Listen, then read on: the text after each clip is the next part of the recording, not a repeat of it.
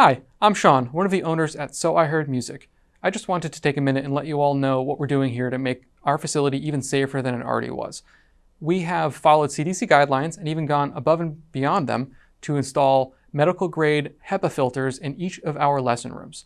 With this, we should be able to hold more programs, we should be able to get back into bands, recording sessions, maybe even group camp sessions in the summer. We'll have to see how that goes.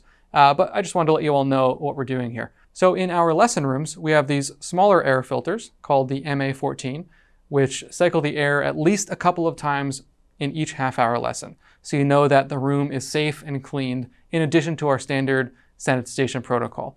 In the drum rooms, we have wall-mounted MA35 filters. And in the recording studio, we have MA35s in addition to the bigger MA40 and MA112 filters. I'll put those on our website so you can read about them if you want.